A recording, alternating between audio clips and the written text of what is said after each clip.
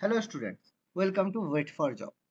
আজকে আমরা অগস্ট মাসের শেষ কারেন্ট অ্যাফেয়ার্স আলোচনা করব। চলো শুরু করা যাক। প্রথম প্রশ্ন কি বলেছে? বিশ্ব ওরাং ওটাং দিবস কবে পালন করা হয়ে থাকে? খুবই সহজ প্রশ্ন। যেটা আমাদের ওরাং ওটাং একটা প্রাণী, যেটা আমাদের এন্ডেঞ্জার্ড অ্যানিমেলের মধ্যে পড়ে। তো তাদের জন্য যে সংরক্ষণ, এই দিবসটা কবে পালন করা হয়? তাহলে আমরা দেখছি অ্যান্সার হচ্ছে 19শে আগস্ট।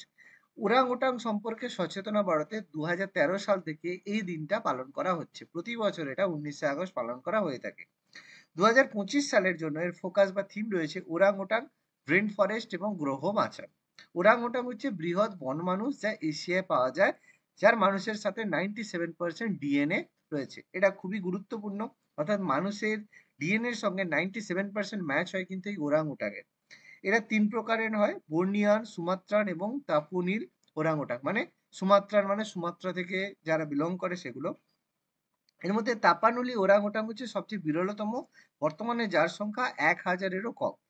এগুলো বেসিক্যালি থাকে ক্রান্তীয় রেন ফরেস্ট, যেখানে বেসিক্যালি সুমাত্রা এবং বর্নিওতে এগুলো থাকে। রেন ফরেস্ট মানে যেগুলো অ্যামাজনের ব্রাজিলে, সেটাও ক্রান্তীয় রেন ফরেস্টের মধ্যে পড়ে, মানে যেখানে সারা বছর বৃষ্টিপাত হয়। এবার এটা বর্তমানে এদের বাসস্থান হারানো, অবৈধ পোষ্য প্রাণী ব্যবসা এবং বন উজাড় দ্বারা এরা বর্তমানে হুমকির মুখে। কারণ প্রচুর গাছ কাটা হচ্ছে এবং প্রাণী ব্যবসা করা হচ্ছে বিভিন্ন জায়গায়। এর ফলে এরা কিন্তু বর্তমানে ক্ষতিগ্রস্ত হচ্ছে। চলো পরবর্তী প্রশ্নে যাওয়া যাক। পরবর্তী প্রশ্নে যাওয়ার আগে তোমাদের প্রত্যেকের জন্য একটা সুখবর। ওয়েট ফর জবে এখন যে কোনো স্টাডি মেটেরিয়াল তোমরা কালেক্ট করতে পারো অনলি 99 রুপিসে। এর মধ্যে ডাব্লিউবিপি, কেপি, জিকে, রেলওয়েজ প্রত্যেকেরই স্টাডি মেটেরিয়াল তোমরা কালেক্ট করতে পারো অনলি 99-এ। এছাড়া অধ্যায় ভিত্তিক ম্যাথমেটিক্সের সাজেশন সহ সমাধানও তোমরা কিন্তু সেই 99-এই পাবে। এর জন্য নিচে দেওয়া হোয়াটসঅ্যাপ নাম্বারে তোমরা যোগাযোগ করে নাও, অথবা ডেসক্রিপশন বক্স থেকে তোমরা পিডিএফ কেনার লিঙ্ক পেয়ে যাবে। নিজের প্রস্তুতিকে চূড়ান্ত করতে অবশ্যই আজকে ওয়েট ফর জব থেকে এই স্টাডি মেটেরিয়াল কালেক্ট করো। চলো পরবর্তী প্রশ্নে যাওয়া যাক। শ্রমশ্রী প্রকল্পের অধীনে মাসিক কত টাকা সহায়তা প্রদান করা হয়ে থাকে? খুবই গুরুত্বপূর্ণ একটা প্রশ্ন। এটা অ্যান্সার হচ্ছে 5,000 টাকা। এই শ্রমশ্রী প্রকল্প পশ্চিমবঙ্গের মাননীয় মুখ্যমন্ত্রী মমতা বন্দ্যোপাধ্যায় কর্তৃক চালু করা হয়েছে, যেটি 5,000 টাকা পর্যন্ত মাসিক সহায়তা প্রদান করে, যেটা 1 বছর পর্যন্ত অথবা একটি নতুন কাজ না পাওয়া পর্যন্ত এটা দেওয়া হবে। অন্যান্য রাজ্যে ভাষাগত বৈষম্যের মুখোমুখি বাঙালি পরিযায়ী শ্রমিকদের সহায়তা করার উদ্দেশ্যে তৈরি। প্রেজেন্টলি তোমরা সোশ্যাল নেটওয়ার্কিং মানে ফেসবুকে দেখবে বিভিন্ন জায়গায় কাজ করতে গিয়ে বাঙালিরা সেই রাজ্যের ভাষা জানার জন্য বারবার তাদেরকে জোর দেওয়া হচ্ছে। বেসিক্যালি সাউথ ইন্ডিয়া, মহারাষ্ট্র এইসব জায়গায় এগুলো ফেস করতে হচ্ছে। তো সেই কারণে আর্থিক সহায়তা, জব কার্ড এবং দক্ষতা প্রশিক্ষণের জন্য এই প্রকল্প নেওয়া হয়েছে, যার মধ্যে স্বকর্মসংস্থান এবং উদ্যোক্তা বিকাশের উপরও জোর দেওয়া হয়েছে। এছাড়া শ্রমিকদের পশ্চিমবঙ্গে ফিরিয়ে আনতে হবে এবং একটি বৈধ ব্যাংক অ্যাকাউন্ট থাকতে হবে, যেটা অবশ্যই আমাদের জিরো ব্যাংক অ্যাকাউন্ট, যেটা মানে জনধন যোজনার মাধ্যমে করা হয়েছিল, সেরকম অ্যাকাউন্টের কথা বলা হয়েছে। চলো পরবর্তী প্রশ্নে যাওয়া যাক। বিশ্ব কুস্তি চ্যাম্পিয়নশিপ 2025-এ ভারতের প্রথম স্বর্ণপদক কে জিতেছে? খুবই গুরুত্বপূর্ণ, এটা ভারতের জন্য গর্বের বিষয়। তিনি হচ্ছেন তপস্যা। তিনি 5-2 ব্যবধানে ফেলিসিটার ডোমাজেভাকে পরাজিত করে বুলগেরিয়া আন্ডার 20 বিশ্ব কুস্তি চ্যাম্পিয়নশিপের 57 কেজি বিভাগে ভারতের প্রথম সোনা জিতেছেন। এছাড়া সৃষ্টি 68 কেজি বিভাগে জাপানের রে হেসিনকে 0-7 ব্যবধানে হারিয়ে রূপার পদক জিতেছে। পরের অপশনে আর অবশ্যই প্রিয়া মালিক, তিনি 76 কেজি এবং রিনা 55 কেজি বিভাগে নিজের বিভাগে ফাইনালে পৌঁছেছে। পুরুষদের ইভেন্টে সুমিত মালিক 57 কেজি বিভাগে রাশিয়ার মাগোডনেভ ওডওয়াজকে 5-8 ব্যবধানে হেরে রূপক পদকের দাবি করেছে। অর্থাৎ একমাত্র গোল্ড, প্রথম স্বর্ণ পদক তপস্যাই তিনি কিন্তু পেয়েছেন। ওকে, এটা ভারতের জন্য ভীষণ গর্বজনক একটা খবর। চলো পরবর্তী প্রশ্নে যাওয়া যাক। উত্তরপ্রদেশের জালালাবাদের নতুন শহরের নাম কি করা হয়েছে? অবশ্যই বর্তমানে আমরা দেখেছি বিভিন্ন রাজ্য বা বিভিন্ন জায়গার নাম পরিবর্তন করা আছে। জালালাবাদ জালালউদ্দিন খিলজির ওপরে রয়েছে, তার নতুন নাম কি করা হয়েছে? নতুন নাম করা হয়েছে পরশুরামপুরী। শাহজাহানপুরে জালালাবাদের নাম আনুষ্ঠানিকভাবে পরশুরামপুরী রাখা হয়েছে। পরশুরাম হচ্ছে এই পরিবর্তনটি ভগবান পরশুরামের পৌরাণিক জন্মস্থানের সাথে শহরের যোগসূত্রকে প্রতিফলিত করে, যিনি সনাতন ধর্মে একজন শ্রদ্ধেয় ব্যক্তি এবং ভগবান বিষ্ণুর একটি অবতারের মধ্যে অন্যতম। এই সিদ্ধান্ত কেন্দ্রীয় মন্ত্রী জিতিন প্রসাদ 2025-এর 20 অক্টোবর ঘোষণা করেন। এটি ঔপনিবেশিক বা বিদেশি শাসনের সাথে যুক্ত নামগুলিকে ভারতীয় ঐতিহ্যের সাথে সম্পর্কিত নামগুলির সাথে একটা প্রচেষ্টার সামঞ্জস্যপূর্ণ। যেভাবে আমাদের ঔরঙ্গাবাদ পরিবর্তন করা হয়েছে, সেইভাবে দীনদয়াল উপাধ্যায় যেটা পরিবর্তন মোগলসরাই করা হয়েছে, এইভাবে তার মধ্যে আরেকটা অন্যতম। তো এই পরিবর্তন আনুষ্ঠানিকতার জন্য একটি গেজেট বিজ্ঞপ্তি খুব শীঘ্রই প্রকাশিত হবে, যেখানে পরশুরামপুরী সরকারি নথিপত্র ব্যবহৃত হবে। চলো পরবর্তী প্রশ্নে যাওয়া যাক। Swaminathan the man who fed India বইটির লেখক কে? Swaminathan father of green revolution বলা হয়। তার নতুন জীবনী M S Swaminathan the man who fed India লিখেছেন প্রিয়ম্বদা জয়কুমার। তিনি ভারতের কৃষি ভবিষ্যতের জন্য তার অসাধারণ অবদানের স্থায়ী শিক্ষা তুলে ধরতে এটি লিখেছেন। আমরা অবশ্যই জানি ডক্টর 2025 সালে ডক্টর স্বামীনাথনের জন্মশতবার্ষিকী উপলক্ষে ভারতের সবুজ বিপ্লবের জনক তাকে আমরা ভারতরত্ন দিয়েছি। তো উচ্চ ফলনশীল গমের জাতের জন্য আমাদের যখন গ্রিন রেভলিউশন হয়েছিল, তিনি তার যে স্বামীনাথনের নেতৃত্বে 1960-এ যখন আমাদের চায়নার সাথে ওয়ারের আগে, সেই সময় আমাদের খাদ্য ঘাটতি দেখিয়েছিল, সেই সময় খাদ্যে স্বনির্ভরতা আনার জন্য এটা করা হয়েছিল। অবশ্যই 1960-এর দশকে ভারত মার্কিন যুক্তরাষ্ট্র থেকে গম আমদানি হতো, যেটা পাবলিক ল 480, যেটা PL 480 চুক্তি বলা হতো, তার মাধ্যমে খাদ্য নিরাপত্তার মুখোমুখি হয়েছিল। এবং 1943 সালে আমরা জানি বাংলায় দুর্ভিক্ষ হয়েছিল। তো সবকিছু সামলানোর জন্য স্বামীনাথন নরম্যান বোরল্যাং এর সহায়তায় নারিন 10 উচ্চ ফলনশীল গম জাতের আমদানি এবং অভিযোজনের দিকে পরিচালিত করে। এর ফলে উত্তরপ্রদেশ, পাঞ্জাব প্রভৃতি রাজ্যে গম উৎপাদনে কিন্তু একটা ম্যাসিভ ইনক্রিজ দেখা গিয়েছিল, যেটাকে আমরা সবুজ বিপ্লব বা গ্রিন রেভলিউশন আমরা বলে থাকি। তো সেই কারণে স্বামীনাথনকে এটা ডেডিকেট করা খুব সুন্দর একটি উপহার আমরা বলতে পারি। চলো পরবর্তী প্রশ্নে যাওয়া যাক। খেলো ইন্ডিয়া ওয়াটার স্পোর্টস ফেস্টিভ্যালে কে প্রথম স্বর্ণপদক জিতেছে? অবশ্যই এখানে অ্যান্সার হবে মহসিন আলী। কি ব্যাপার একটু জেনে নিই। খেলো ইন্ডিয়া ওয়াটার স্পোর্টস ফেস্টিভ্যালে জম্মু কাশ্মীর শ্রীনগরে শুরু হয়েছে, যেখানে 17 বছর বয়সী স্থানীয় শিকারওয়ালা মহসিন আলী পুরুষদের 1000 মিটার কায়াসিংয়ে প্রথম স্বর্ণপদক জিতেছে 4 মিনিট 12.41 সেকেন্ডে। তো উত্তরপ্রদেশের বিশাল কুমার পুরুষদের 1000 মিটার ক্যানো সিঙ্গলসে 4 মিনিট 30.59 সেকেন্ড সময় নিয়ে স্বর্ণপদক জিতেছে। এছাড়া উড়িষ্যার রশ্মিতা সাহু মহিলাদের 200 মিটার ক্যানো সিঙ্গলসে 53.53 সময় নিয়ে স্বর্ণপদক জিতেছেন। কেন্দ্রীয় ক্রীড়ামন্ত্রী মনসুখ মাতান্ডিয়া এই অনুষ্ঠানের উদ্বোধন করেছেন, যেখানে লেফটেন্যান্ট গভর্নর মনোজ সিনহা উপস্থিত ছিলেন। এটা 3 দিনের উৎসবে 28টা রাজ্য এবং কেন্দ্রশাসিত অঞ্চল থেকে প্রায় 500 জনেরও বেশি ক্রীড়াবিদ এই ফেস্টিভ্যালে অংশ নিয়েছিল। পরবর্তী প্রশ্নে আলোচনা করি। কোন দেশ সুবিন্যস্ত বুকিং এর জন্য, তীর্থযাত্রা বুকিং এর জন্য নুসুক উমরাহ পরিষেবা চালু করেছে? অ্যান্সার হবে সৌদি আরব।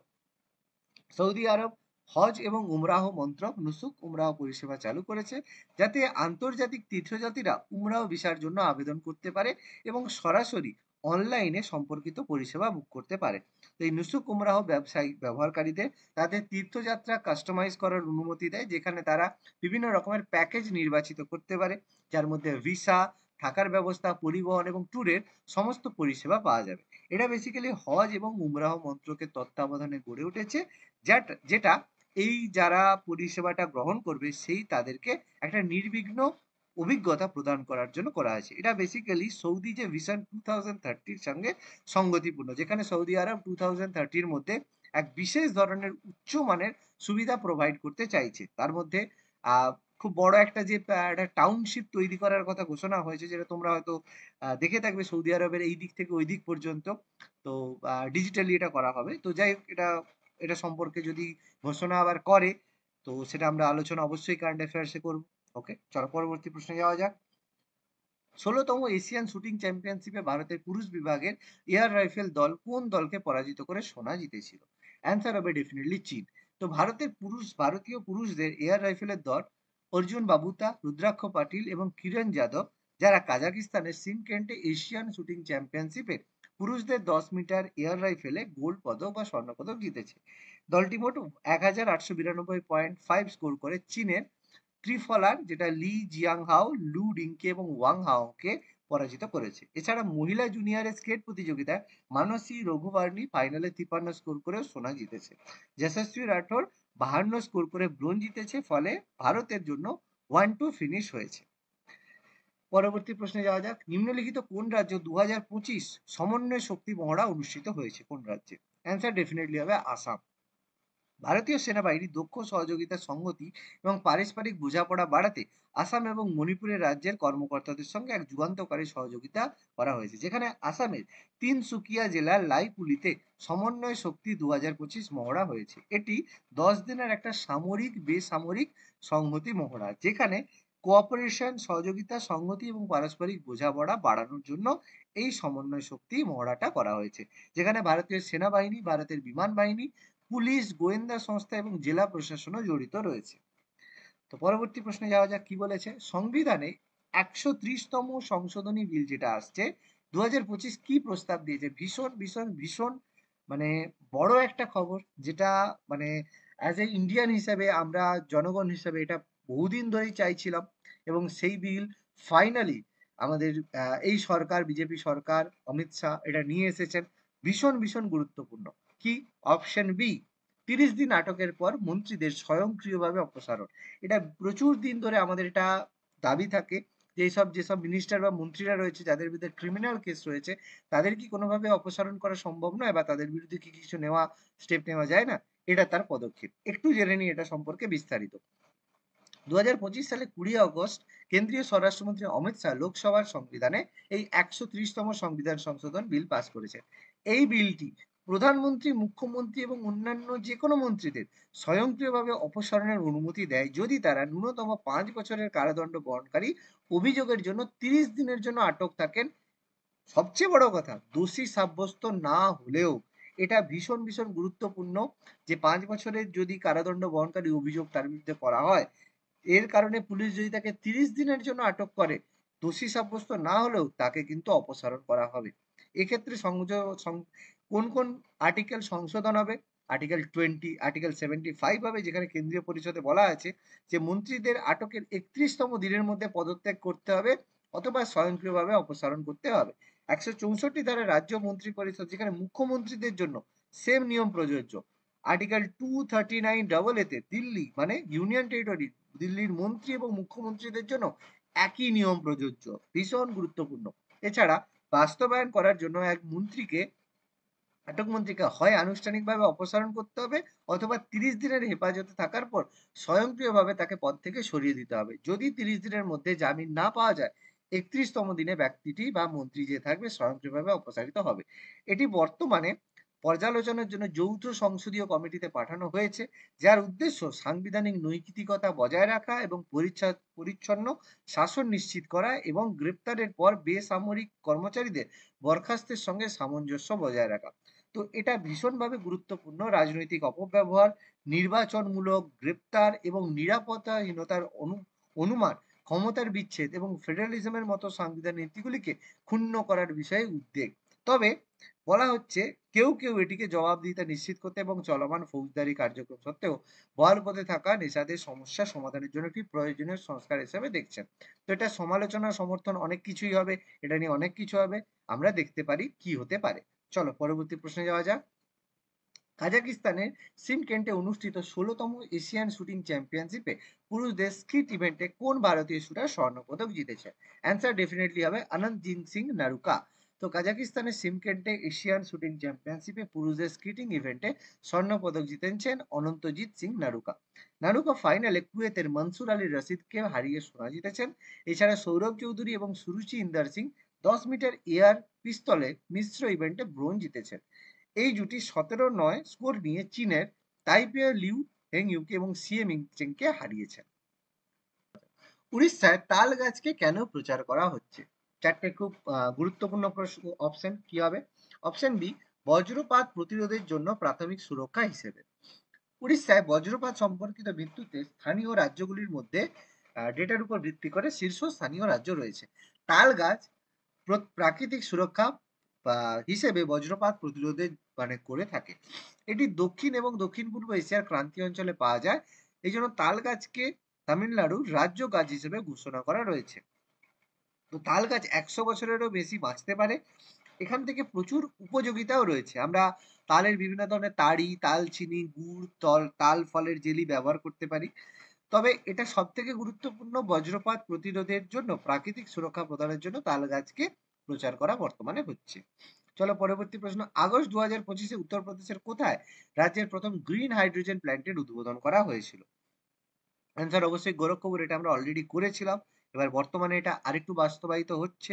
গোরক্ষপুর গ্রিন হাইড্রোজেন প্ল্যান্টের বার্ষিক উৎপাদন ক্ষমতা 72 টন প্রতি বছর, যেখানে উৎপাদিত হাইড্রোজেন প্রাকৃতিক গ্যাসের সঙ্গে মিশ্রিত করা হয়, যা বিভিন্ন সিএনজি স্টেশনগুলিতে বিতরণ করা হবে।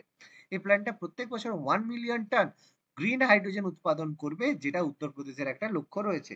গ্রিন হাইড্রোজেন জিনিসটা কি একটু জেনে নিই। সৌর, বায়ু এবং জলবিদ্যুতের মতো যেটা রিনিউয়েবল এনার্জির উৎস হিসাবে তড়িৎ বিশ্লেষণের মাধ্যমে গ্রিন হাইড্রোজেন তৈরি করা হবে। এটি সরাসরি কার্বন নিঃসরণ করে না, এটি পরিষ্কার শক্তি বাহক করে গড়ে তোলে। অর্থাৎ আজকে পরিবেশ দূষণের এগেনস্টে গ্রিন হাইড্রোজেন কিন্তু ভীষণ গুরুত্বপূর্ণ একটা পদক্ষেপ হতে চলেছে ভারত সরকারের। পরবর্তী প্রশ্ন, নিচের কোন পাবলিক সেক্টর ব্যাংক তার কর্পোরেট ওয়েবসাইটকে সুরক্ষিত করার জন্য .bank.in ডোমেন স্থানান্তরিত করার ক্ষেত্রে প্রথম হয়েছে? অ্যান্সার ডেফিনেটলি হবে আমাদের পিএনবি, পাঞ্জাব ন্যাশনাল ব্যাংক। তো পিএনবি তার ওয়েবসাইটকে .bank.in ডোমেনে স্থানান্তরিত করা আরবিআই সার্কুলারের দ্বারা সংগতিপূর্ণ ব্যাংকিং প্রযুক্তিতে উন্নয়ন এবং গবেষণার জন্য দ্বারা পরিচালিত হয়েছে। এই ডোমেনটি শুধুমাত্র ব্যাংকগুলির জন্য, যে সাইবার নিরাপত্তা এবং ডিজিটাল ব্যাংকিং এ জনসাধারণের বিশ্বাস বাড়ায়। তো পিএনবির এই পদক্ষেপ সুরক্ষিত এবং নিরাপদ ডিজিটাল ব্যাংকিং অনুশীলনের জন্য প্রতিশ্রুতি গড়ে তুলছে। এই পদক্ষেপ ভারতের ব্যাংকিং সেক্টরের ডিজিটাল রূপান্তরে একটি গুরুত্বপূর্ণ মাইল ফলক হিসেবে চিহ্নিত করছে। এই .bank.in ডোমেনটা সুরক্ষিত অনলাইন ক্রিয়াকলাপ নিশ্চিত করতে ব্যাংকগুলির ওপরে এক্সক্লুসিভ ডোমেন ব্যবহার করা হচ্ছে, যেটা জালিয়াতি মোকাবেলা এবং সাইবার নিরাপত্তা জোরদার করার লক্ষ্যে তৈরি করা হয়েছে। আজকের লাস্ট প্রশ্ন ভীষণ গুরুত্বপূর্ণ, বিহারের কোন সেতু এশিয়ার প্রথম এক্সট্রাজোরেট সেতুতে পরিণত হয়েছে? আচ্ছা, এখানে অ্যান্সার হবে আন্টা সিমারগড়িয়া গঙ্গা সেতু। একটু জেনে নিই, এই সেতুটা 34 মিটার লম্বা ডেক রয়েছে, যেটি বিহারের গয়া জেলার গঙ্গা নদীর উপরে গড়ে উঠেছে। 6 লেনের একটি সেতু, যা পাটনা থেকে বেগুসরাইয়ের মধ্যে সরাসরি সংযোগ স্থাপন করবে। তো এই সেতুর লক্ষ্য হচ্ছে সিমারিয়া ধামের মতো গুরুত্বপূর্ণ এলাকাগুলির সাথে সংযোগকে উন্নত করা। এই এক্সট্রা ডোজেস ব্রিজ জিনিসটা কি? এটা এক ধরনের সেতু যা তারযুক্ত হয় এবং ক্যান্টিলিভার উভয় সেতুর উভয় দিকে একত্রিত থাকে, যেটা বিভিন্ন ধরনের দক্ষতা এবং নান্দনিক আবেদন, মানে দেখতে খুব সুন্দর লাগে। আর সিমারিয়া ধাম এই অঞ্চলের একটা বিখ্যাত তীর্থস্থান, যা সেতুর মাধ্যমে উন্নত প্রবেশযোগ্যতার সুবিধা প্রদান করে থাকে। তাহলে আজকের ক্লাসটা কেমন লাগলো তোমরা অবশ্যই কমেন্ট করে জানাও, এবং এই ধরনের আরো ক্লাস পেতে আমাদের চ্যানেল ওয়েট ফর জবকে ফলো করো। ধন্যবাদ।